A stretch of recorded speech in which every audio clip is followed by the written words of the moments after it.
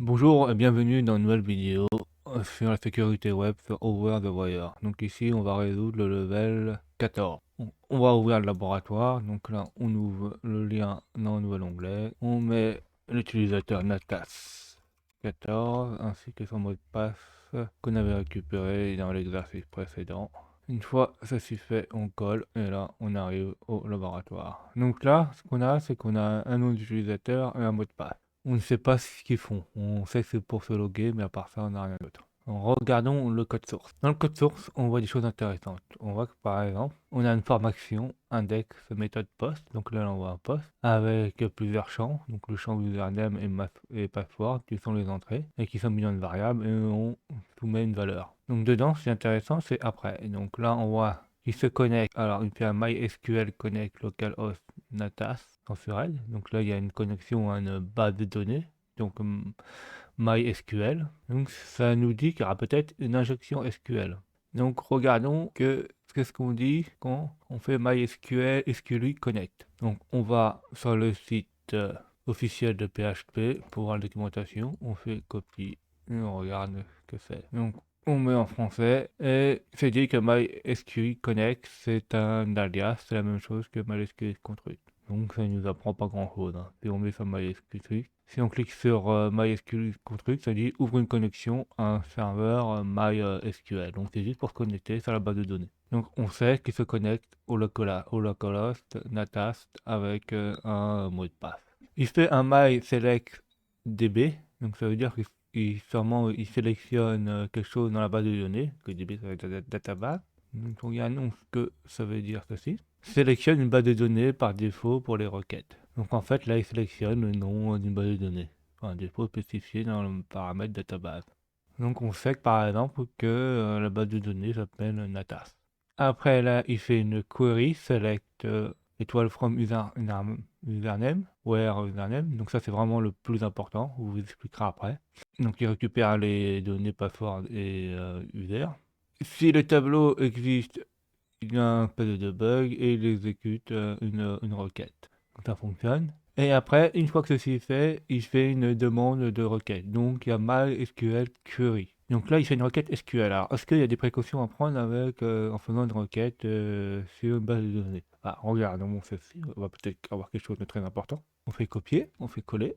Comme on fait de la sécurité, il faut vraiment regarder tout le moindre détail, c'est super important. Donc là, ça nous dit que MySQL query exécute une requête à base de données. Donc en fait, on fait une requête qui après nous envoie une réponse. Donc par exemple, ça peut être un mot de passe, une connexion, etc. Donc exécute une requête à base de données. Et là, on a un avertissement en rouge qui est énorme.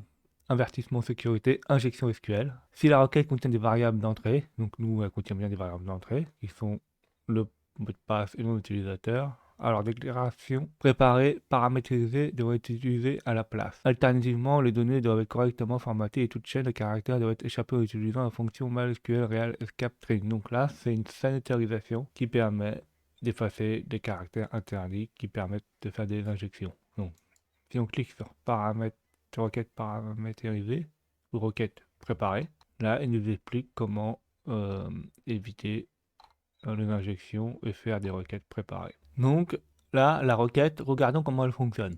Donc là, je vous ai fait un tableau et je vous explique comment la requête fonctionne. Donc d'abord, il a fait un select étoile. Donc là, ce que je vous ai fait, là, c'est la base de données avec deux colonnes et une ligne. Donc on fait un select étoile. En fait, c'est pour sélectionner une colonne. Et quand on a mis le joker étoile, c'est-à-dire qu'on va sélectionner toutes les colonnes. Après, from user. From user, c'est depuis la base de données. Donc c'est tout la globalité de la base de données. On doit donner un nom qui s'appelle user et on sélectionne cette base de données. Après, c'est where, où, ou qui plutôt. Qu'est-ce qu'on cible?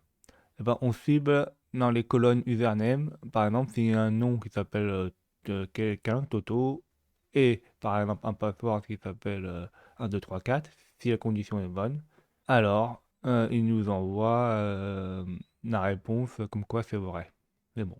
Donc ceci, ça permet de sélectionner les informations dans la base de données, de vérifier, de cibler la bonne ligne et de vérifier si ça c'est vrai. Si par exemple on trouve les bonnes informations, ça nous envoyer vrai vrai ou faux, ou ça peut nous envoyer des informations, ou ça dépend ce qu'on lui demande par rapport à la requête. Donc faire une requête, en fait, c'est comme si on fait une demande de données et après on nous envoie une réponse suivant ce que nous, on lui dit. Donc comment va fonctionner notre attaque? Alors, notre attaque va sélectionner avec une fonction OU. Donc là, on a sélectionné toutes les colonnes depuis la base de données user, qui est l'username. Donc l'username, on va fermer l'entrée user avec les deux tirets et on va utiliser la logique OU. Donc la logique OU, c'est une fonction. Elle peut être schématisée là en version électronique, hein. C'est là, américain ou européen.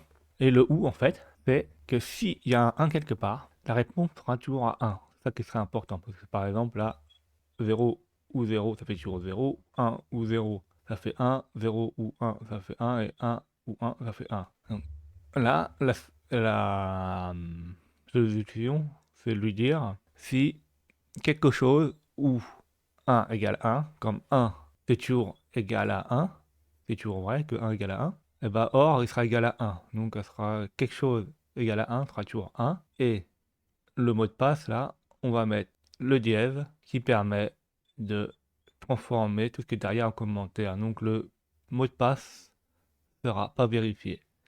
Et ceci en fait va nous afficher une partie de la base de données. Normalement, la plupart du temps, en cas réel, ça nous affiche le premier utilisateur de la base de données. Dans notre cas, ça sera le Natas 15 ainsi que son mot de passe. Donc vérifions ceci. Donc on retourne dessus. On met les apostrophes pour fermer le champ utilisateur. On met ou on met une condition qui sera toujours à 1. Donc 1 égale 1 sera toujours 1. Et derrière, on ne veut pas que le password sera évalué. Comme ça, la condition sera toujours vraie. Donc on commente avec dièse. Ça, c'est dû au MySQL. Si on prend d'autres langages, comme Oracle SQL, Microsoft SQL, ça ne sera pas forcément la même syntaxe. On fait login, et là, on a le mot de passe pour Natas 15.